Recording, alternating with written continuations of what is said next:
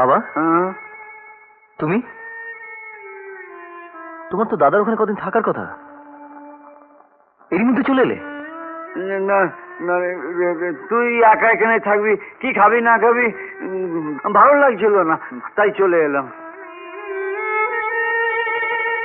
তাই জন্য চলে এলে? আসল কথা বলো না, তুমি যাওয়াতে ওরা খুশি হয়নি? না না না না, ওরা খুব যত্ন করেছে। এই পিঙ্কি জন্মদিন ছিল তো, ওরা আমাকে খাইয়েছে, বৌমা আমাকে নিজে কাছে বসিয়ে খাইয়েছে। বাবা, পিঙ্কিকে চকলেটটা দিয়েছিলে? হ্যাঁ, কাকা দিয়েছে বলতেই দিদি ভাইয়ের কি আনন্দ, সে বাড়ি সবাই দেখে বেড়াচ্ছে, বলছে কাকা দিয়েছে কাকা দিয়েছে। তোর তোর বৌদি তোর কথা সব জিজ্ঞেস করলে, বললে পুজোর সময় এখানে আসবে।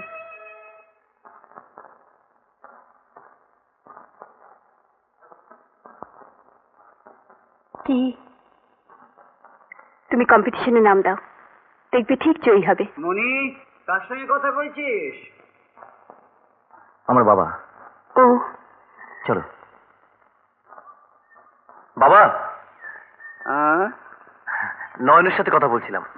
থাক থাক থাক থাক থাক, সৌভাগ্যবতী হও। তুমি কোথায় থাকো? বামুন পাড়ায়। তোমার বাবার নাম কি? শ্রী যতীন মুখোপাধ্যায়। তুমি যতীনের মেয়ে? আপনি আমার বাবাকে চেনেন? হ্যাঁ, যতীন তোমার ছেলেবেলার বন্ধু। বড় হয়ে ওর জীবনধারার সঙ্গে আমার জীবনধারা মিলল না, তাই বন্ধ বিচ্ছেদ। তাও কেমন আছে? ভালো।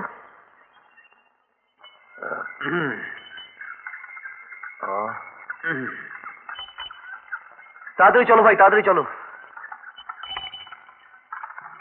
শিল্পী মণিময় চট্টোপাধ্যায়, আপনি যেখানেই থাকুন আমাদের এই মঞ্চে এক্ষুনি চলে আসুন।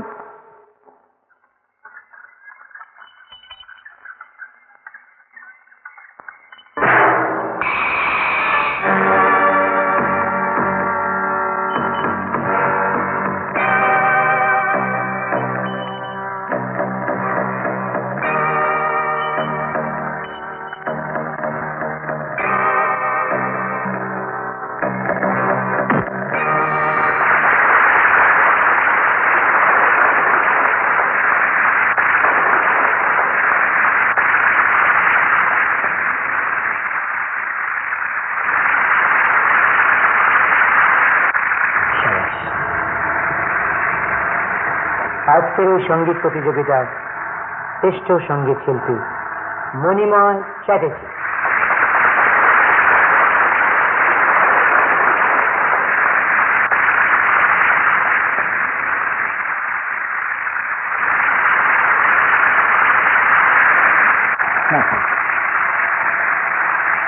তোমার গান শুনে আমি ভীষণ খুশি হয়েছি। আমি বাতিল হইনি, আমি কথা দিচ্ছি, বম্বে এলে আমি তোমাকে সঙ্গীত শিল্পী হিসাবে প্রতিষ্ঠিত করব। কমলা, কমলা, দিদিমণি এখনো ফেরেনি? না। যা।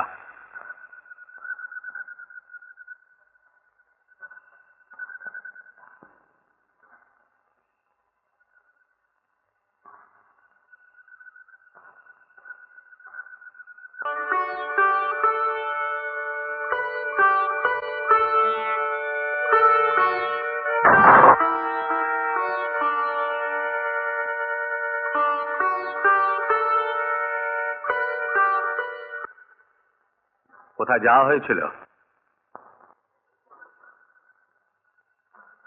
এত রাত অব্দি কোথায় ছিলে? সোদপুরে গানের জলসায়। যাওয়ার আগে আমার পারমিশন নিয়েছিলে? না, পারমিশন চাইলে তুমি দিতে না। আর তাছাড়া ওখানে যাওয়াটা আমার খুব জরুরি ছিল। জলসায় যাওয়াটা খুব জরুরি ছিল? হ্যাঁ বাবা, ওখানে গানের কম্পিটিশন ছিল, আর আরেকজনের জেতার উপর অনেক কিছু নির্ভর করছিল। তিনি কিনি? তোমার এককালের প্রিয় বন্ধু সুধীর চ্যাটার্জির ছেলে মণি। কি? সুধীর চাটুর্যে? তুমি তাকে চিনলে কি করে? চিনি, আমি আর মনি। তুমি আর মনি কি? দেখো, সুধীর আমার শত্রু। তার ছেলের সঙ্গে তুমি মেলামেশা করো, এটা আমি মোটেই পছন্দ করি না। আজ থেকে আমার অনুমতি ছাড়া তুমি বাড়ির বাইরে এক পাও যাবে না, মনে রেখে দিও।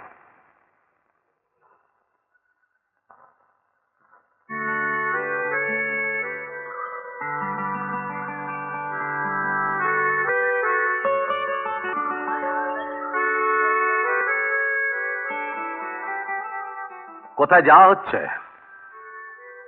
এত করে বললাম, শোনা হলো না। এবার থেকে তোমায় ঘরে তালা বন্ধ করে রাখবো। অবাধ্য ছেলে মেয়েদের কি করে সাহায্য করতে হয় তা আমার জানা আছে। বাবা, যাও ঘরে যাও। ঘরে তালা বন্ধ করে আমাকে আটকে রাখতে পারবে বাবা?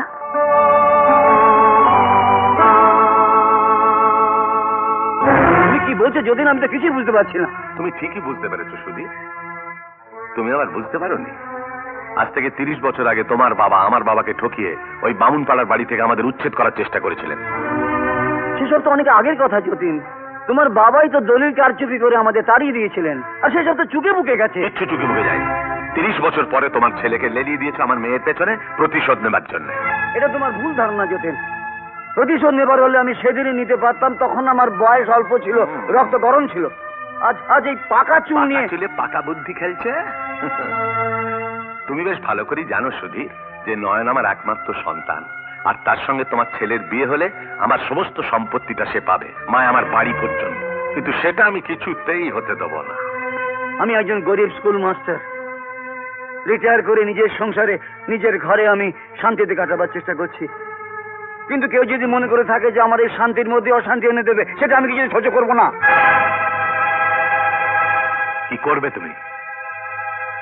আর 5টা ভদ্রলোক যা করে, চাকর ডেকে বাইরে যাবার পথটা দেখিয়ে দেয়। আমি তারা গরিব মাস্টার, আমার তো আর চাকর নেই, তাই আমি তোমার হাত জোর করে বলছি, তুমি দয়া করে বাড়িতে বেরিয়ে যাও। আচ্ছা, আমি যাচ্ছি, কিন্তু এর প্রতিশোধ আমি নেব।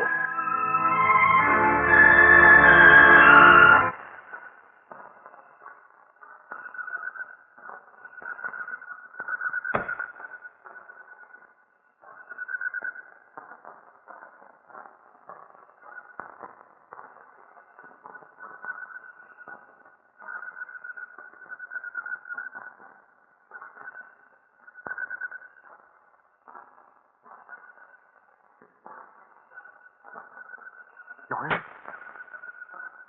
নয়ন, নয়ন, কে? কে তুমি? নয়ন। জলসা থেকে ফেরার পর বাবা আমাকে বেরোতে দিচ্ছে না, তালা দিয়ে রেখেছে। আমি জানতাম তোমার বাবা রাজি হবেন না।